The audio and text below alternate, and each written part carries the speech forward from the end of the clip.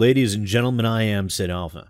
AAA publishing and development companies have been slowly but steadily steering towards the idea of software as a service, or games as a service, more and more each year, with the thought in their heads toward a long-term evolution of a game that far exceeds our current concepts of DLC, expansion packs, or season passes. We have seen various iterations of this, which includes season passes and episodic games being the most prevalent examples. It is something that promises to be highly lucrative for far less overall effort for games developers and publishers, and very much like a dog with a prime cut of steak, they are extremely loath to give it up. Along that vein, over 2 years ago, we saw the results of the abortive attempt at instituting paid mods for Skyrim via Valve's Steam Workshop. The resulting train wreck was ripped out of the public eye after less than a full week of being up. During that time, we saw everything from $5 for a single weapon to the maximum dollar amount allowed for horse testicles. Mods were plagiarized or outright stolen to be placed on the storefront, with Valve's typical lack of curation or even seemingly two brain cells rubbed together to form a coherent thought as to how to actually implement the system without it being a complete and utter disaster.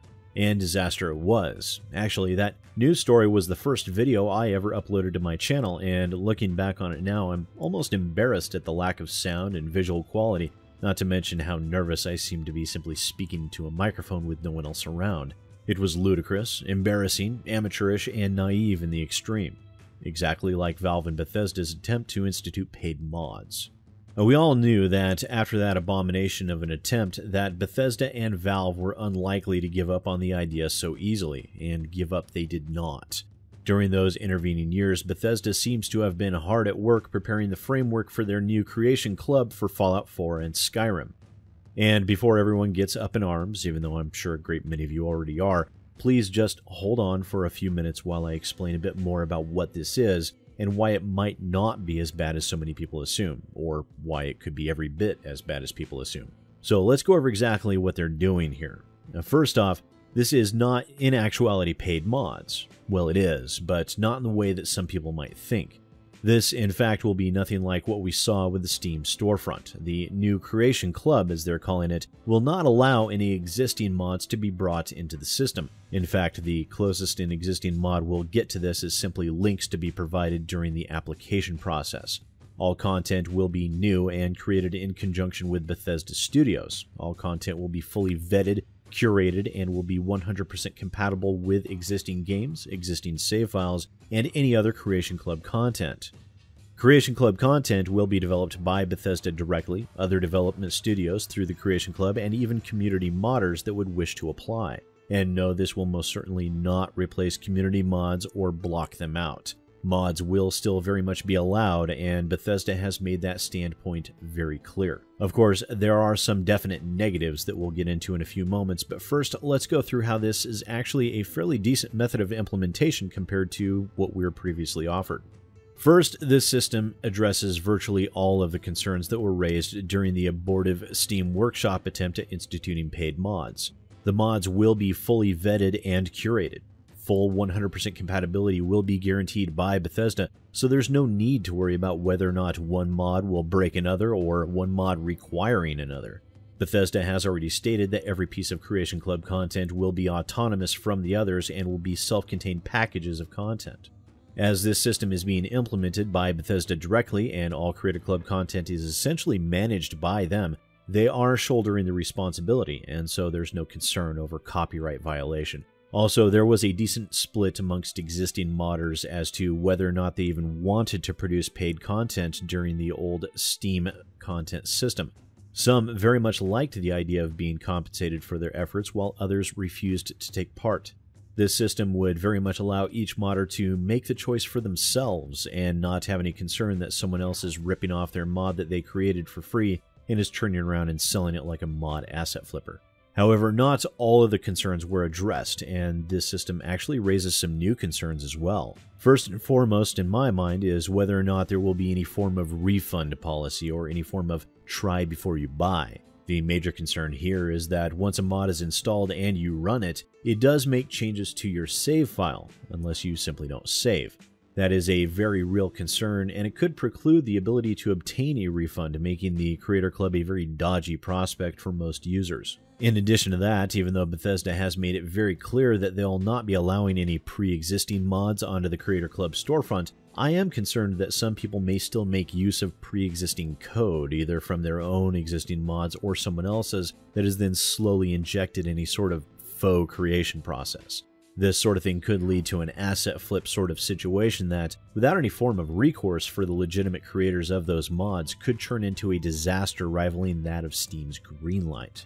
Also, there is a very real concern over price, and while I know that Bethesda was most likely trying to have a bit of fun with labeling a set of Fallout Power Armor horse armor, and also having a quote dwarven crab, which is really a crab with armor, in their announcement video, the topic of horse armor is a sore one for a great many people, and it might not have been the best idea to remind people of that in this particular situation. We are seeing point values being assigned, but we have no idea what that translates to in real-world currency. We saw prohibitively high prices for basically everything in the Steam paid mod system, and there is a very real concern that history will repeat itself here. Now, I personally have no desire to spend even $1 for a single weapon within a year's old game. The pricing for these items will need to be carefully managed, as you have to bear in mind that many gamers attribute value to video games at a rate of approximately $1 per hour of gameplay. $1 or $5 for an item or even a small set of items would be extremely poor value. I would expect full mission packs that guarantee 2 to 4 hours of gameplay to be rated at only $5 when dealing with games that are this old. And that's the real crux of the matter. So many people out there will not want to pay for mods to begin with, and those that are willing are most likely going to be hyper aware of how much they're spending and what they're spending it on. Also, what percentage will be going to the modder doing the work? If it is the same pathetic 25% as last time, then I would have to say that it certainly will not be worthwhile in the least.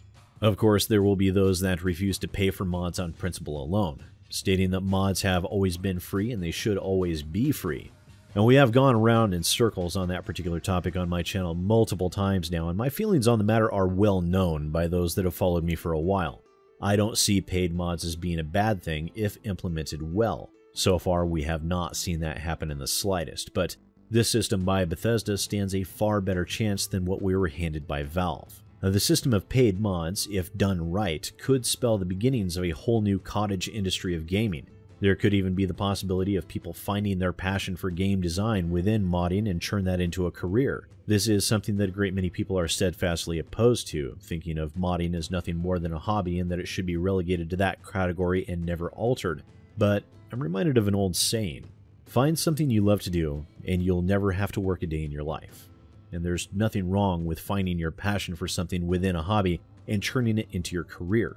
Indeed, how many YouTubers started out doing it as a hobby and turned it into their profession? Tens of thousands. This will not replace modding, and this will not eliminate those who do it simply for fun and the enjoyment they get out of the challenge of doing it and the satisfaction they get from seeing others enjoying what they'd created.